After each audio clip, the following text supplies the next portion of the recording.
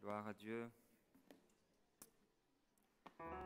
Seigneur, je te remercie pour ta présence merveilleuse, pour ton amour sans faille, ton amour sans fin. Oui, merci parce que tu ne nous as pas laissés orphelins, mais tu es venu vers nous, à travers la personne du Saint-Esprit. Saint-Esprit, nous t'aimons et nous aimons ta présence. Merci parce que tu parles encore aujourd'hui à l'Église. Tu ne nous as pas laissés seuls, mais tu viens vers nous. Et je veux te remercier pour ta présence dans ce lieu, en ce moment. Merci parce que tu viens aider ton peuple. Tu nous prends par la main et tu nous fais avancer, là où tu l'as prévu, au cœur de notre appel. Et nous te louons et nous te remercions, nous sommes reconnaissants pour la grâce d'être appelés fils et filles de Dieu. Père, je veux bénir cette assemblée, tous les frères, toutes les sœurs qui sont là dans ce lieu. Merci pour ta parole qui va aujourd'hui les aider et leur permettre d'aller plus loin avec toi. Merci pour ta parole qui éclaire même les plus simples. Elle nous rend sages à salut. Merci pour cette parole glorieuse, pour cette parole vivante. Amen. Gloire à Dieu.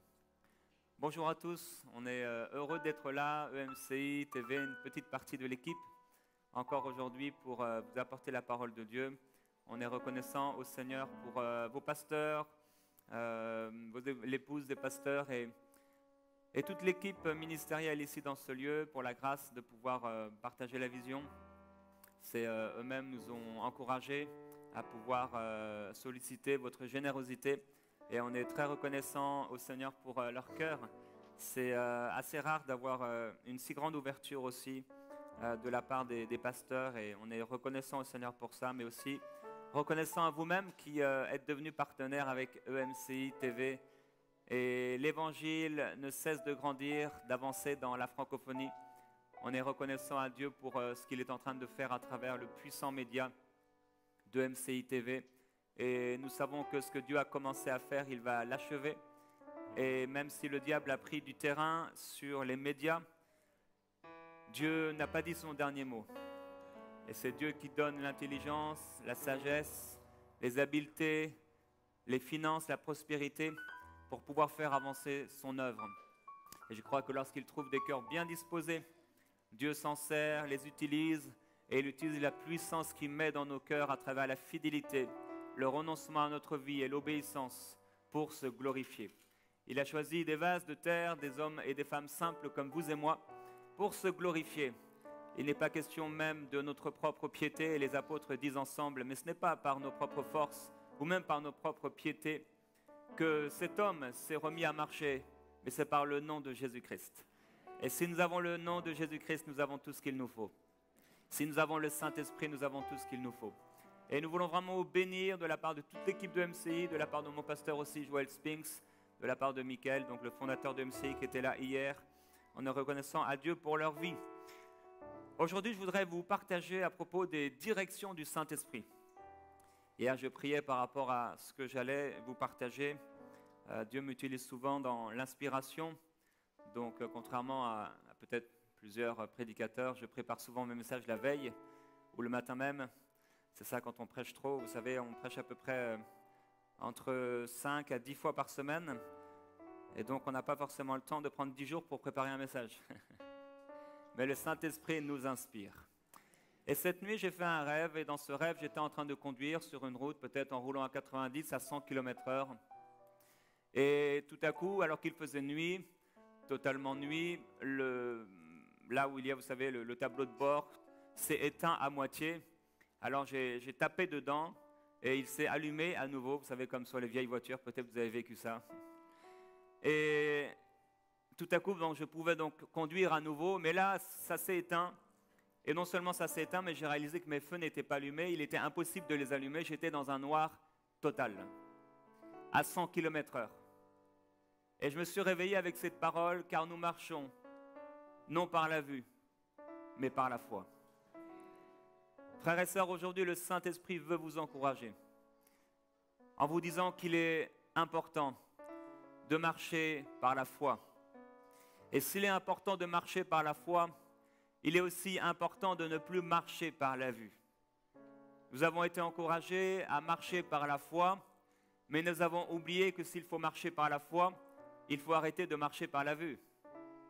C'est bien de marcher par la foi, mais maintenant que nous marchons par la foi et que nous sommes des hommes et des femmes de foi, il est important de ne plus marcher avec la façon avec laquelle nous marchions dans ce monde autrefois, quand nous étions dirigés par nos convoitises, par nos pensées, par ce que nous pensions être la sagesse humaine.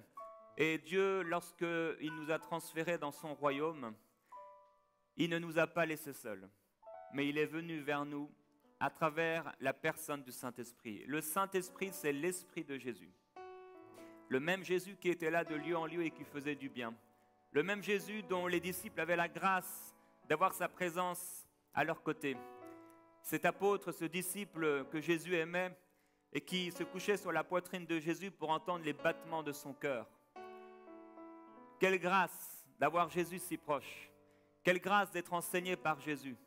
Et régulièrement, les disciples demandaient à Jésus, mais enseigne-nous, qu'est-ce que tu voulais dire par là? Quand ils le voient prier, ils lui demandent, mais Seigneur, est-ce que tu peux nous apprendre à prier? Et quand Jésus va les envoyer 2 à 2, il les envoie avec l'autorité, une prière particulière. Cette grâce qu'ils avaient autrefois, cette même grâce, nous l'avons aujourd'hui. Et plus que cela, parce que lorsque les disciples sont allés 2 à 2, lorsqu'ils sont revenus, ils étaient excités et ils ont raconté, j'imagine, pendant toute la soirée, peut-être une partie de la nuit, tout ce qu'ils avaient vécu à Jésus-Christ. Parce que Jésus n'était pas avec eux quand ils sont partis. Mais nous, il est avec nous, en tout temps et à tout moment. Et nous sommes devenus le temple du Saint-Esprit. Il ne vous a pas laissés seuls. Il est avec nous. Et il veut que nous puissions marcher par la foi.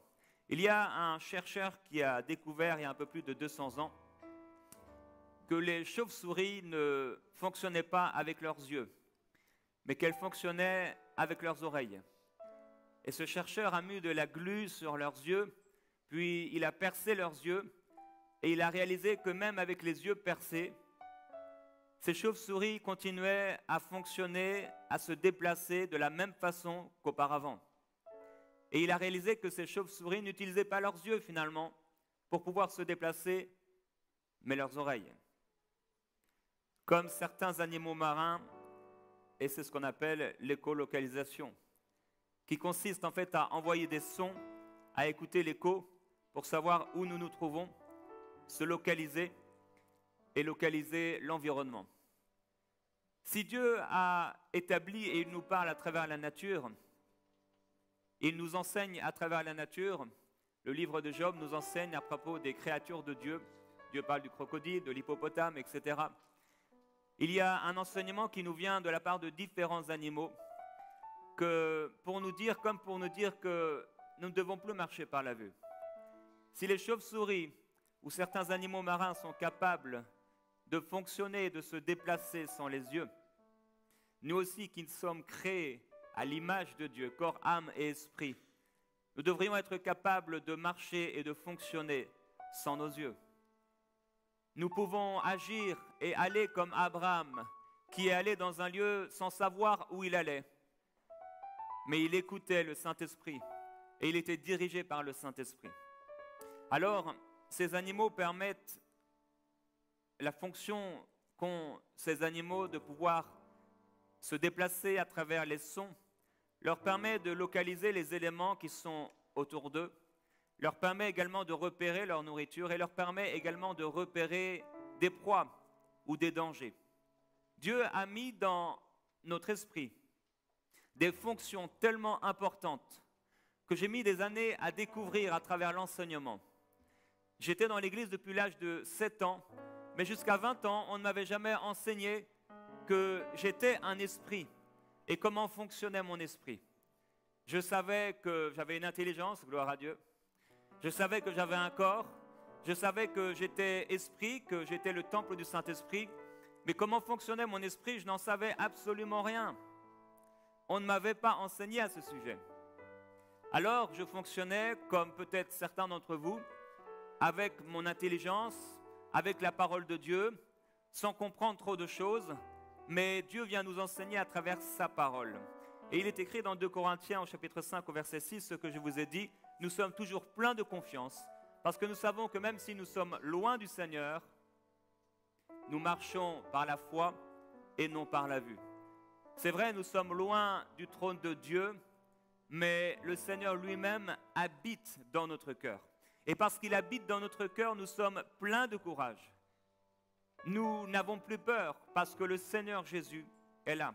Et j'ai partagé hier dans l'enseignement pour ceux qui étaient là, que le peuple d'Israël dans l'Ancien Testament ont été habitués à suivre le jour la colonne de nuée et la nuit la colonne de feu.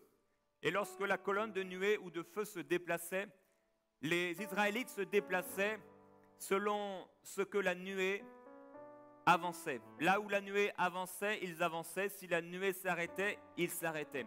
Ils ont appris à être dépendants de la présence de Dieu.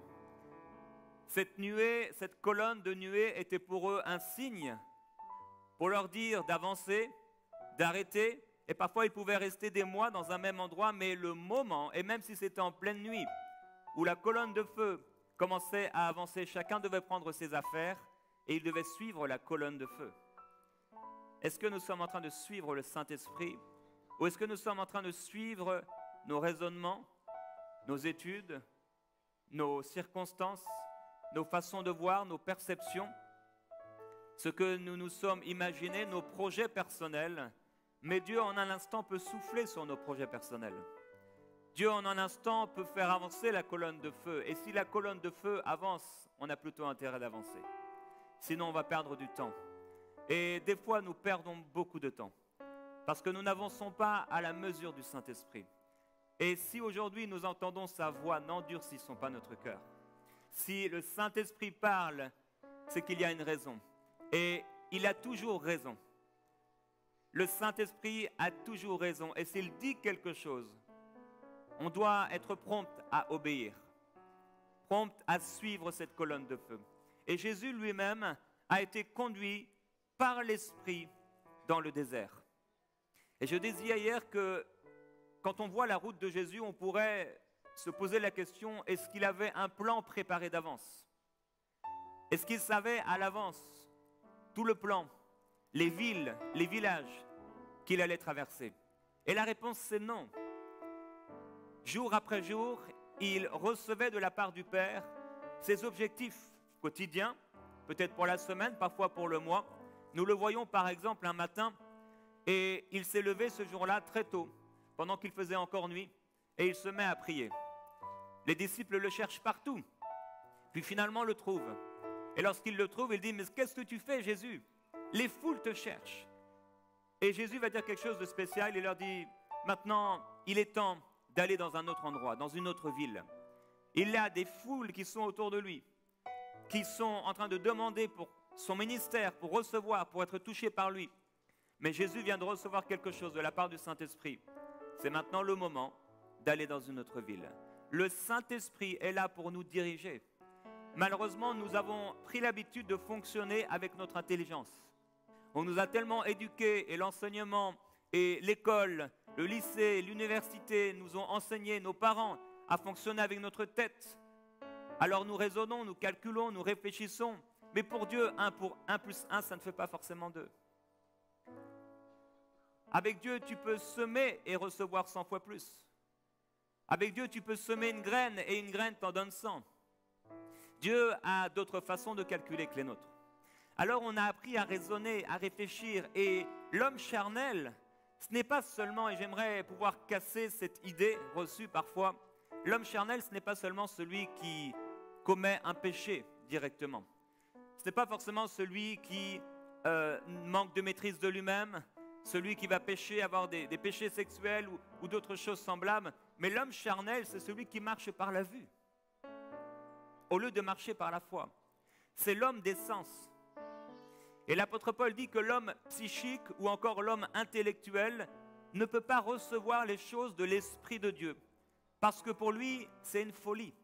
C'est un autre langage. Il a habitué sa vie, son intellect à fonctionner avec des raisonnements et il a besoin de raisonner les choses pour pouvoir avancer. Mais on n'a plus besoin aujourd'hui de raisonner directement les choses, mais d'abord, avant de raisonner, d'entendre ce que le Saint-Esprit dit à l'Église. Gloire à Dieu pour l'intelligence, elle est là. Elle n'est pas là pour rien. Gloire à Dieu aussi pour l'imagination. Elle n'est pas là pour rien non plus. Et gloire à Dieu pour le témoignage du Saint-Esprit dans notre cœur. Alors, le Saint-Esprit veut diriger l'Église. Et l'apôtre Paul dit dans Galates au chapitre 5 au verset 16, « Marchez selon l'Esprit et vous n'accomplirez pas les désirs de la chair. » Nous allons voir ensemble plusieurs façons avec lesquelles Dieu parle à l'Église. Il dit, si vous êtes conduits par l'Esprit, vous n'êtes pas sous la loi. Lorsque nous sommes conduits, dirigés par le Saint-Esprit, nous ne sommes plus sous la loi. Les religieux de l'époque de Jésus connaissaient pour la plupart les 5 premiers livres de l'Ancien Testament par cœur. Et ils étaient dirigés par cette loi. Ils étudiaient la loi pendant des heures, pendant des jours, pendant longtemps. Mais lorsque le Saint-Esprit a été répandu dans nos cœurs et qu'il a répandu son amour, il a écrit lui-même ses lois dans nos cœurs. Au point où l'apôtre Paul dira, vous n'avez plus besoin qu'on vous enseigne. Merci pour le ministère d'enseignant, mais merci pour le ministère du Saint-Esprit qui, lorsque l'enseignant me parle, me dit si ce qu'il dit est vrai ou faux. Le Saint-Esprit et l'enseignement du Saint-Esprit va au-delà et au-dessus de tout enseignement humain ou d'un homme ou d'une femme de Dieu. Le Saint-Esprit veut diriger l'Église. Et ceux qui sont fils de Dieu sont conduits ou dirigés par le Saint-Esprit. En réalité, le Saint-Esprit est comme un copilote. Il nous a placés au volant de notre voiture, de la voiture de notre vie, mais le Saint-Esprit est là pour nous parler et nous diriger. Et des fois, ce n'est pas spectaculaire. Il nous donne des indications particulières pour que nous puissions réussir notre vie. La parole de Dieu est bien sûr la première façon avec laquelle Dieu va nous parler. Tout doit être confirmé et s'appuyer sur la parole de Dieu. C'est pourquoi Dieu dit à Moïse, il dit aussi à Josué de méditer la parole de Dieu jour et nuit, afin de réussir dans toutes nos entreprises. La réussite, c'est le plan de Dieu pour l'Église. Dieu n'a pas appelé l'Église à échouer. Dieu a appelé l'Église à réussir. Alors comment on peut, parce que nous sommes créés à l'image de Dieu, à la ressemblance de Dieu, et dans 1 Thessaloniciens 5, 23, nous voyons que nous sommes en 3 dimensions. L'esprit, l'âme et le corps. Le corps, nous savons très bien ce que c'est, nous le nourrissons tous les jours. L'âme, nous avons aussi, il y a l'intelligence, les émotions, etc. Mais l'esprit, c'est comme un mystère. Qu'est-ce que notre esprit? Est-ce qu'on peut savoir ce qui vient de notre esprit et ce qui vient de notre chair?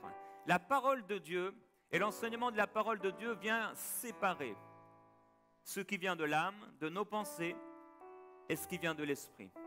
Est-ce que vous êtes là? Gloire à Dieu. La méditation de la parole de Dieu va être une façon avec laquelle nous allons éduquer notre esprit. Parce qu'en méditant la parole de Dieu, nous allons voir comment Dieu parle. Quelle est sa façon de penser? Comment il s'exprime?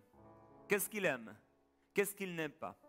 En méditant la parole de Dieu, je peux recevoir bien sûr des directions particulières, mais j'apprends avant tout à connaître Dieu. Et quand je lis la parole de Dieu, Dieu me parle et donc je sensibilise mon esprit à la voix de Dieu. Maintenant, il y a aussi la prière en langue. La prière en langue est cette dimension, cette grâce que Dieu a donnée à l'Église pour se sensibiliser à notre nature spirituelle. Quand nous prions en langue, notre intelligence est stérile, mais notre esprit non. Et c'est pourquoi je voudrais vous encourager, pour ceux qui ne le font pas déjà, à prier en langue tous les jours. J'ai vu des croyants demander d'être remplis du Saint-Esprit pendant des années par manque de connaissances. Et lorsqu'ils sont remplis du Saint-Esprit, eh bien, ils sont tout excités, tout contents, ils remercient Dieu, mais au bout de quelques mois, ils ne parlent plus en langue. Ils attendent que l'Esprit de Dieu tombe sur eux. Et il y a une goutte peut-être qui arrive une fois par an sur eux. Mais nous sommes appelés à prier en langue. Et l'apôtre Paul va jusqu'à dire, moi je loue Dieu de ce que je prie en langue plus que vous tous. Pour pouvoir dire ça, c'est qu'il passait des heures à prier en langue chaque jour. Au point de dire à une assemblée tout entière, je prie en langue plus que vous tous. C'est qu'il passait énormément de temps à prier. Et ce n'est pas étonnant qu'il ait réussi sa course. Ce n'est pas étonnant que le Saint-Esprit parlait. Ce n'est pas étonnant qu'ils avaient des visions et des songes. Ce n'est pas étonnant que les prophéties parmi eux étaient régulières. Parce qu'ils ont laissé la place au Saint-Esprit. Lorsque nous prions en langue, nous nous sensibilisons à notre nature spirituelle. Cette prière en langue, quelqu'un m'a enseigné et il m'a dit, lorsque tu pries, Jérémie, passe du temps d'abord à prier en esprit.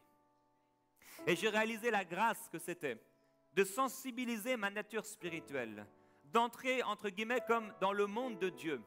Alors que nous sommes là tous les jours, en train de voir, en train d'observer, en train de calculer, en train de raisonner, et que nous arrivons, entre guillemets, dans la prière, on aurait facilement l'habitude de continuer. Et certains viennent dans la prière avec leur liste de prières. C'est la même liste que leur liste de courses. Ils ont besoin du fromage, ils vont dans le rayon du fromage. Ils ont besoin d'acheter du pain, ils vont à la boulangerie ou au rayon où on trouve le pain. Et dans leur liste de prières, eh bien, ils prient. Seigneur, j'ai besoin de ça, j'ai besoin de ça, j'ai besoin de ça, j'ai besoin. Et ils prient dans l'intellect. Alors que nous pouvons prier dans l'esprit et être dirigés par le Saint-Esprit dans la prière. Il est important de développer une atmosphère de louange dans nos vies. C'est aussi une des façons d'éduquer notre esprit. Lorsque nous louons Dieu, Dieu siège et il descend. Et lorsque Dieu descend, nous nous habituons à sa présence. La parole de Dieu, la prière en langue, la louange sont des façons avec lesquelles nous allons habituer notre esprit au langage de Dieu. Comment Dieu parle. L'un des outils aussi que Dieu nous propose, c'est le jeûne, associé à la prière. Le fait de jeûner diminue la force de la chair et renforce la force de l'esprit. C'est comme une balance. Il y a l'âme et il y a l'esprit. Parfois l'âme est très très forte et l'esprit est comme diminué. Parfois l'esprit est très très fort et c'est comme si l'âme était diminuée. Il faut qu'on soit des hommes et des femmes de l'esprit. Il faut qu'on marche par l'esprit. Il faut qu'on apprenne à écouter la voix du Saint-Esprit. Si Jésus a eu besoin d'être dirigé par le Saint-Esprit, à combien plus forte raison, on a besoin de lui. On a besoin d'entendre sa voix. S'il a eu besoin de passer par le désert, poussé par le Saint-Esprit, vous ne croyez pas que le Saint-Esprit va aussi vous pousser parfois dans le désert?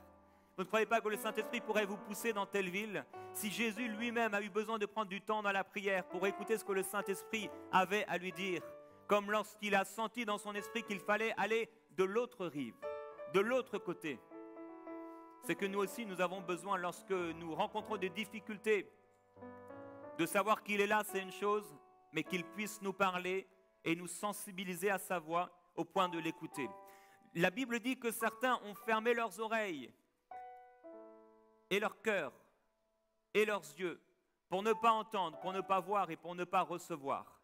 Mais nous ne sommes pas de leur race. Que nos oreilles soient ouvertes pour entendre ce que l'Esprit dit à l'Église. Alors les prières que font parfois certains chrétiens, ils disent: Seigneur, si c'est ta volonté, ouvre la porte ou ferme la porte. Cette prière passe-partout est l'un des moyens les plus forts pour vous amener dans la confusion. Priez, Seigneur, ouvre la porte ou ferme la porte.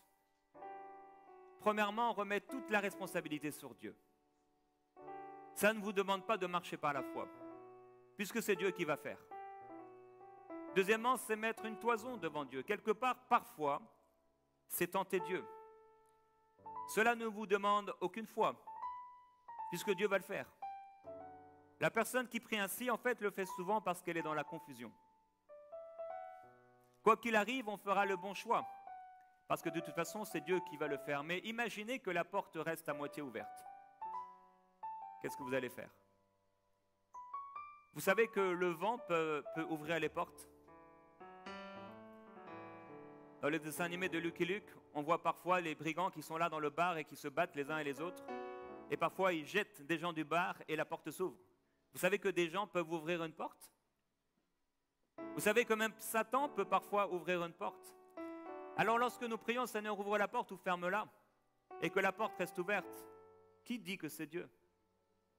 En réalité, souvent, nous sommes dirigés par les circonstances. Oh, je cherchais un emploi et j'ai eu une offre d'emploi, c'est Dieu. Pas forcément.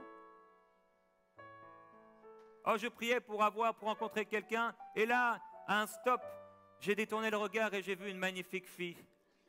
Mais ce n'était pas forcément Dieu non plus. J'ai prié, Seigneur, aujourd'hui, je vais rencontrer mon épouse. Que quand je vais dans l'église aujourd'hui, la seule fille qui soit habillée en jaune fluo, ce soit elle, ma future épouse. Il y a peut-être 10 filles en jaune fluo ce jour-là. Malheur à toi de prier une telle prière. Ce type de prière est parfois de la superstition. Ça peut être parfois aussi une forme de chantage que nous faisons à Dieu. C'est parfois également un signe d'immaturité. C'est contraire à la marche par la foi. Cela peut amener également au péché. Et si finalement on fait cette prière une fois, pourquoi ne pas la faire tous les jours? Ce serait tellement plus simple. Seigneur, si c'est ta volonté, fais-le. Tu es Dieu, tu es souverain. Fais tout ce que tu veux, je n'ai plus rien à faire, moi. Maintenant, Dieu est-il notre esclave pour ouvrir les portes devant nous? Ne nous a-t-il pas donné la responsabilité? Pourquoi ne pas ouvrir ou fermer la porte nous-mêmes? Lorsque nous sommes dirigés par le Saint-Esprit et que nous entendons sa voix, nous pouvons ouvrir la porte avec l'aide de Dieu. Alors, nous avons parlé de la parole de Dieu qui est bien sûr la première façon avec laquelle Dieu nous parle.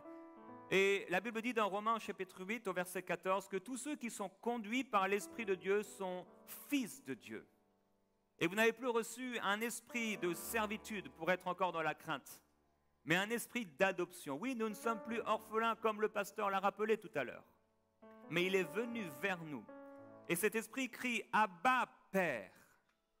Quel est le Père qui, lorsque son enfant lui parle, ne lui répond pas? Eh bien, c'est le père du XXIe siècle qui est là sur son téléphone.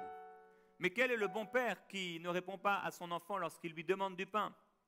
Un bon père, lorsque son enfant a faim et qu'il lui demande du pain, s'il est en possibilité, en capacité de le lui donner, va donner du pain à son enfant. Et l'apôtre Paul dit qu'il est notre Père. Nous ne sommes plus orphelins. Le Saint-Esprit est dans notre vie pour nous parler. Le Saint-Esprit est là pour vous parler concernant toutes les choses de cette vie et concernant les choses qui concernent le royaume de Dieu. Dieu veut vous diriger. Il veut nous diriger et il est maintenant important de ne plus dire « Seigneur, pourquoi tu ne parles pas? Seigneur, je n'entends pas ta voix. Seigneur, où es-tu » Parce que quand nous faisons ce genre de prière, nous sommes en train de contrer la parole de Dieu. Il est important de prier, de déclarer des choses qui sont en accord avec la parole de Dieu. Jésus a dit « Je serai tous les jours avec vous jusqu'à la fin du monde ». Alors au lieu de dire « Seigneur, où es-tu » dites « Seigneur, merci pour ta présence ». Au lieu de dire « Seigneur, tu ne réponds pas », dites « Seigneur, merci parce que j'ai ta parole ». Mettez-vous en accord avec la parole de Dieu et vous allez créer autour de vous une atmosphère de foi dans laquelle Dieu va pouvoir opérer. Malheureusement, nous sommes nous-mêmes les personnes des fois qui avançons, qui créons les ténèbres autour de nous, en déclarant les circonstances, en nous opposant à la parole de Dieu, en déclarant des choses qui sont contraires à la parole de Dieu. La Bible dit, l'Esprit lui-même rend témoignage à notre esprit que nous sommes enfants de Dieu. Le témoignage intérieur, c'est une des fonctions de notre esprit. C'est ce témoin, comme un feu vert, comme un feu orange, comme un feu rouge. Ce n'est pas une parole, mais c'est un témoin intérieur. Ce témoignage intérieur, il est important de pouvoir le développer. La Bible dit dans Proverbe au chapitre 20, au verset 27, « L'esprit de l'homme est une lampe de l'Éternel. Il explore le plus profond de l'être. » Votre esprit est une lampe de l'Éternel. Ça veut dire que c'est par votre esprit que Dieu va vous diriger. On n'a jamais vu dans la Bible Dieu parler à la tête de quelqu'un. Mais Dieu parle au cœur de l'homme. Oui, le Saint-Esprit rend témoignage à mon esprit que je suis enfant de Dieu. Qu'est-ce qui vous dit aujourd'hui que vous êtes enfant de Dieu? Vous savez que vous savez que vous savez que vous êtes enfant de Dieu, si vous l'êtes. Au contraire, si vous ne l'êtes pas, vous êtes en proie au doute. Et parfois, le doute même peut venir quand quelqu'un naît de nouveau. Le diable rôde pour l'empêcher de croire. Mais s'il écoute son témoin intérieur, il sait. Ce témoignage intérieur est puissant. Quelqu'un a dit, ce n'est pas spectaculaire, mais c'est surnaturel. Dieu veut vous diriger à travers ce témoin intérieur. Au lieu d'être dirigé par les 5 sens, Dieu nous dirige par notre témoin intérieur. Le Saint-Esprit à l'intérieur de nous est un guide certain.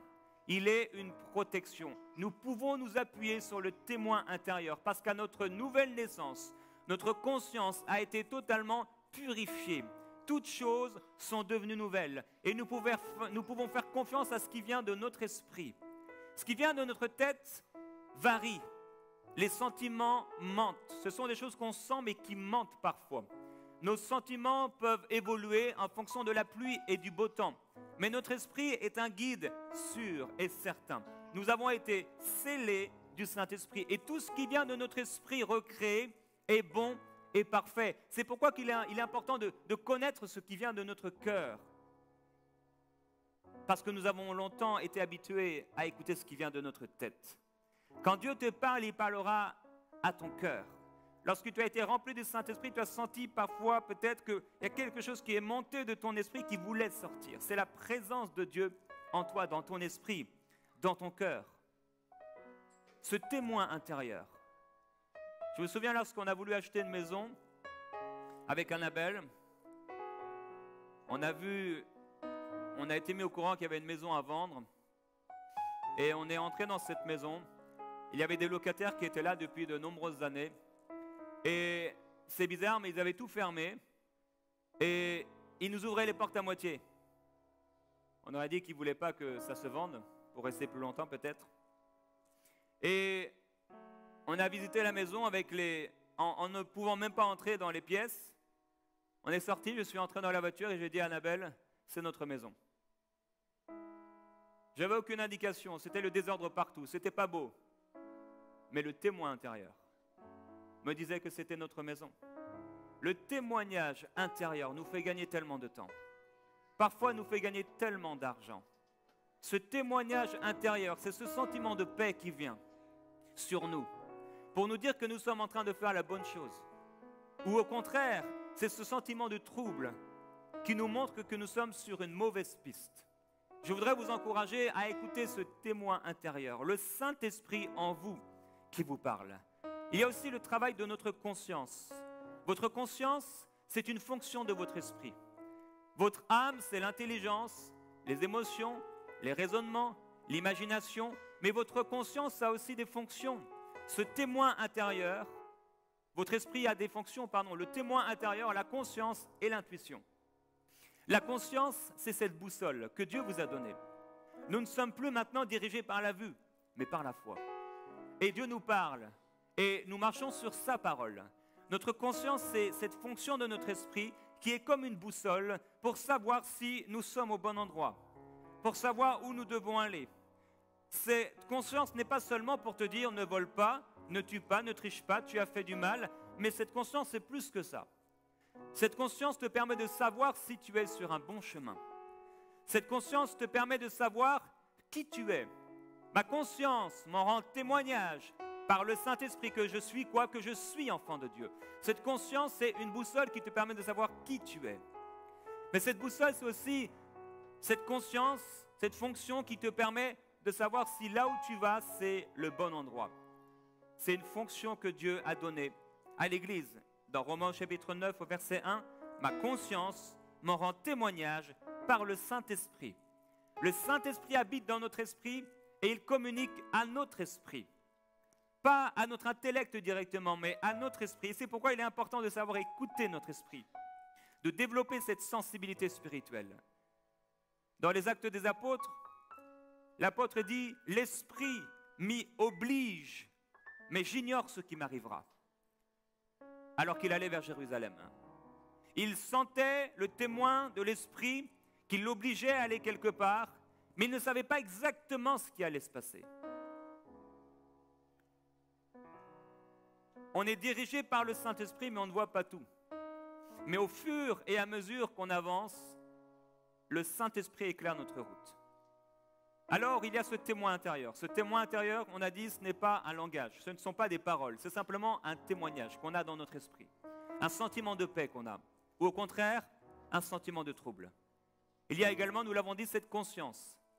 Cette conscience qui vient nous dire si nous sommes en train de faire la bonne chose, si nous sommes au bon endroit, ou au contraire, s'il est le moment maintenant de sortir d'un endroit, parce que nous ne faisons plus la bonne chose, ou nous ne sommes plus au bon endroit. Mais il y a aussi la voix du Saint-Esprit. La voix du Saint-Esprit est plus autoritaire.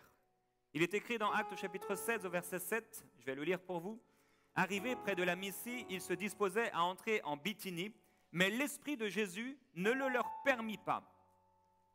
Ou encore, nous savons que lorsque les apôtres étaient réunis, il est écrit « Le Saint-Esprit dit, mettez-moi à part Paul et Barnabas ». Peut-être il est passé par une prophétie, mais le Saint-Esprit a parlé et il a parlé fortement. Le Saint-Esprit peut parler avec force. C'est plus autoritaire que la simple, entre guillemets, voix de notre conscience. C'est l'Esprit qui parle et il parle avec autorité.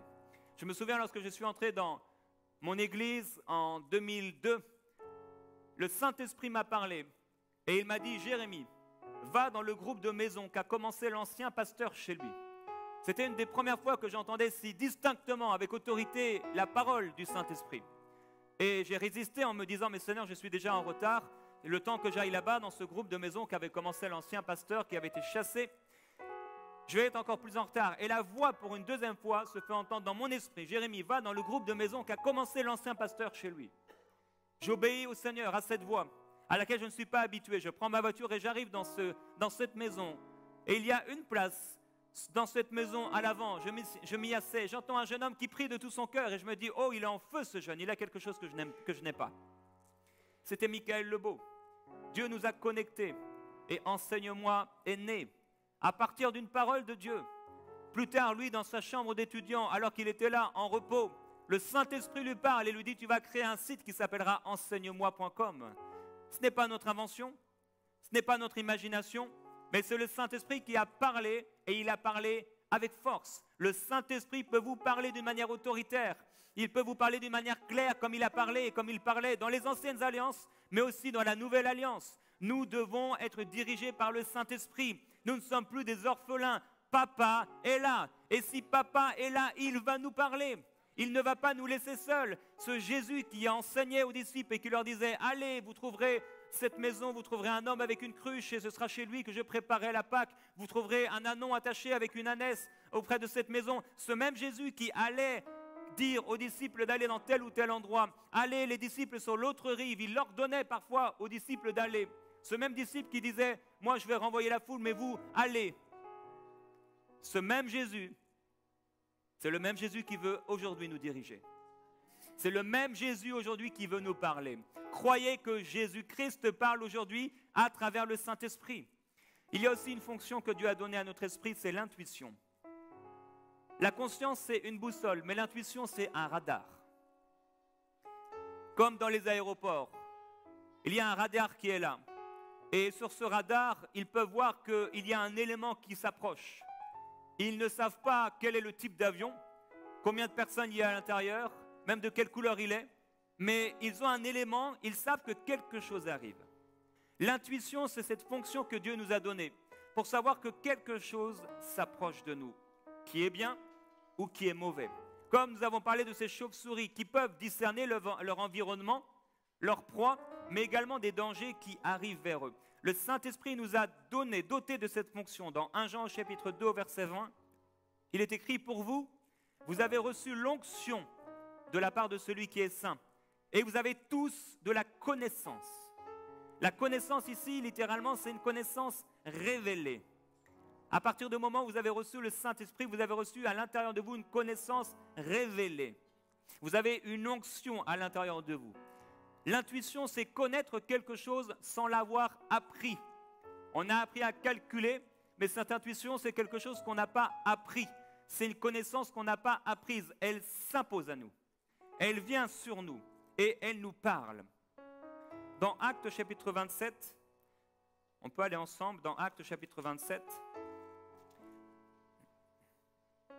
Et on va voir ici une image que Dieu a utilisée pour nous enseigner.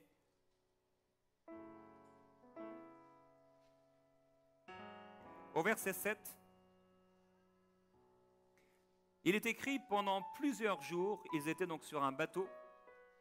Nous avons navigué lentement Nous avons atteint avec peine les parages de Cnide, et comme le vent ne nous permettait pas d'aborder, eh bien alors nous avons longé la crête vers Salmonée. Ce verset, c'est ce que vivent beaucoup de chrétiens. Ils sont ballottés au gré des circonstances. Ils sont dirigés par le vent. Si le vent les amène à droite, ils vont à droite. Si la circonstance les amène à gauche, ils vont à gauche. Ils naviguent lentement, parfois avec difficulté. Et parfois, le vent ne leur permet pas d'aborder, alors ils vont ici et ils vont là. Mais parfois, il faut demeurer. Parfois, il faut demeurer là dans le désert. Et même en pleine sécheresse, semer. Isaac sema cette année-là et il récolta le centuple. Dieu parle encore aujourd'hui. Et beaucoup de chrétiens voyagent dans la vie, au gré des circonstances. Mais il ne faut plus qu'il en soit ainsi. Et au verset 9, un temps assez long s'était écoulé et la navigation devenait dangereuse parce que l'époque même du jeûne était déjà passée.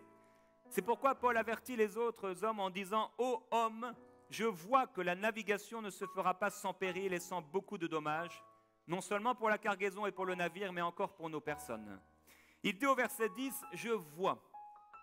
Ce n'est pas qu'il a calculé ou raisonné, mais quelque chose lui a dit, l'intuition. Son esprit lui a dit qu'ils allaient au-devant des problèmes. Il dit « Je vois ». Hier, pour ceux qui étaient là, Dieu dit au prophète Jérémie, « Que vois-tu, Jérémie ?» Il est important qu'on puisse voir. Il a vu, il a discerné qu'il y a quelque chose qui n'allait pas. Et il a averti l'équipage. Et au verset 11, le centenier écouta le pilote et le patron du navire plutôt que les paroles de Paul. Parfois, nous aurions envie de calculer et de réfléchir et nous imaginons que c'est la meilleure des solutions. Et nous écoutons la voix du pilote et le patron du navire parce que nous disons qu'ils sont plus intelligents. Ils savent ce qu'il faut faire. Mais le Saint-Esprit est plus rusé. Le Saint-Esprit est plus intelligent.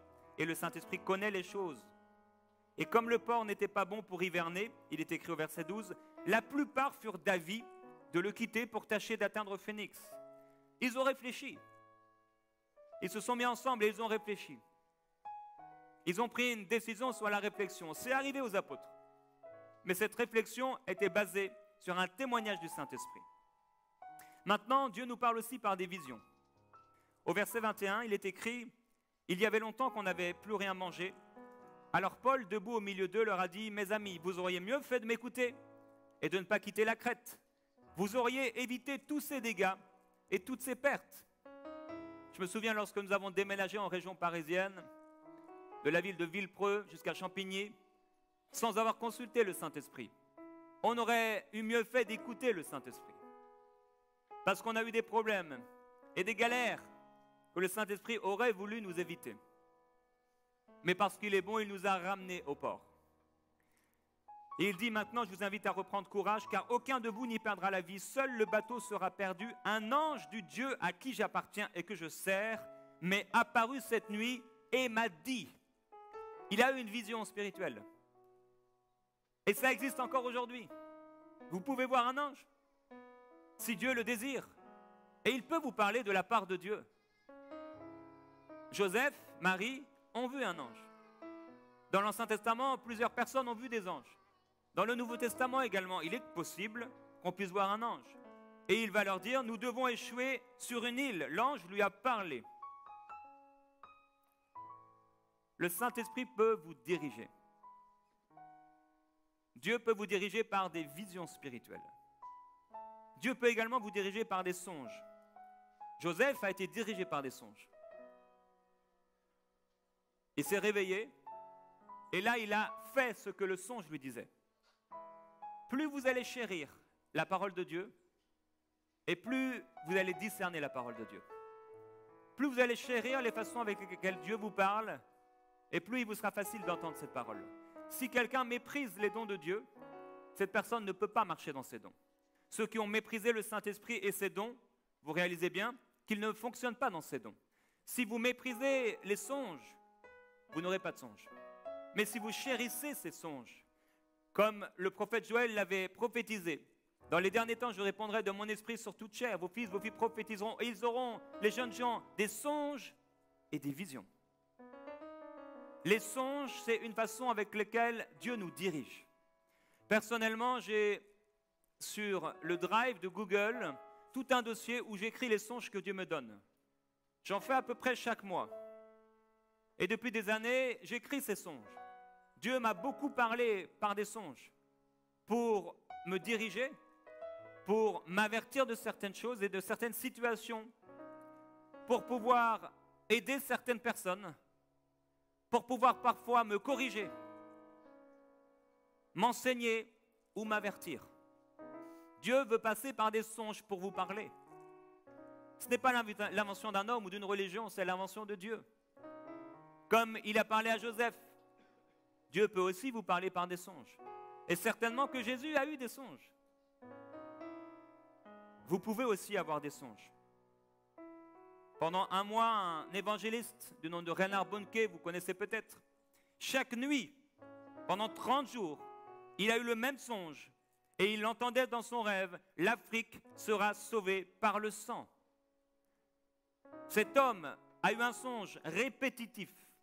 Et il y a parfois des songes répétitifs. Et il a obéi à Dieu. Et il a été en Afrique. Et ça a été très difficile au début. Mais par sa fidélité, par sa foi et par sa persévérance, plus de 55 millions de personnes ont rempli une carte pour recevoir Jésus-Christ comme leur sauveur personnel. Ça a commencé avec un songe. Frères et sœurs, Dieu ne vous a pas laissé orphelins, mais il vous a donné le Saint-Esprit. Nous sommes nés de nouveau. Jésus est au milieu de nous. L'Esprit de Jésus habite en vous et il veut vous diriger par sa parole en la méditant, en développant votre écoute de l'Esprit, en passant du temps dans les louanges et l'adoration, en priant en langue, en passant du temps à jeûner. Et ensuite, Dieu vous parlera à travers ce témoignage intérieur, ce sentiment de paix. Quand vous sentez que ça sent le roussi, éloignez-vous. Quand vous sentez que vous êtes en paix, continuez d'avancer. Il vous a donné aussi cette fonction de la conscience, là où vous en êtes, là où vous devez aller, l'intuition, ce qui vient vers vous, bon ou mauvais, les songes, les visions, la voix du Saint-Esprit plus autoritaire. On aurait pu parler encore de différentes façons avec lesquelles Dieu parle, comme la voix audible de Dieu. Mais je prie aujourd'hui que vous puissiez devenir de plus en plus sensible à la voix du Saint-Esprit. Et je veux prier une prière que j'ai pu faire pour plusieurs personnes. Prière particulière, mais c'est que Dieu puisse vous parler par des songes. Il parle comme il veut, bien sûr, mais je crois qu'on peut y aspirer, parce que c'est une promesse pour l'Église. Et j'ai prié pour une petite fille qui n'avait jamais fait de songe, et je savais qu'elle devait être encouragée par Dieu. Et je lui ai dit, je vais prier pour toi. La semaine même, elle a fait un songe. Et puis pour un jeune homme, et Dieu a fait la même chose. Et puis pour mon père, et Dieu a fait la même chose sans qu'il le sache. Sans qu'il le sache, j'ai prié pour lui. Cette semaine-là, j'ai dit, Seigneur, parle à mon père dans un songe. Quelques jours après, je le vois, il dit, c'est étonnant, j'ai fait un songe. Et il me raconte son songe. Je voudrais prier pour vous. Père, je te remercie pour ta parole. Tu ne nous as pas laissés orphelins, mais tu es venu vers nous. Je prie pour cette assemblée, les responsables de l'Église, parce qu'ils sont dirigés par ton esprit, mais aussi chaque croyant dans ce lieu. Merci parce que tu es le gardien des brebis. Et Père, je voudrais prier vraiment pour une sensibilité spirituelle dans le cœur de chaque croyant. Si souvent nous avons été dirigés par les circonstances, mais tu dis non, ça suffit. Il est temps de marcher par la foi sur ta parole. Marcher par la foi, Seigneur, ça ne veut pas dire qu'on n'a aucune parole. Non, marcher par la foi, c'est marcher sur ta parole et sur les indications que donne le Saint-Esprit. Je voudrais prier, Père, et te demander que ton peuple puisse avoir des songes et des visions, que ton peuple puisse avoir des prophéties et des paroles particulières, que ton peuple puisse connaître de plus en plus comment fonctionne leur esprit. Nous te glorifions, Jésus-Christ, et nous te remercions. Merci pour les songes qui avertissent, pour les parents qui vont recevoir des songes d'avertissement concernant des choses qu'ils ne connaissent pas, concernant leurs enfants et l'éducation qu'ils doivent apporter à leurs enfants, des dangers qu'il y a autour d'eux. Merci pour les songes d'éducation, d'enseignement, de correction que tu vas donner à ton peuple à cause de cette prière. Je te glorifie, Jésus-Christ. Amen. Gloire à Dieu. Alléluia. Avant d'oublier,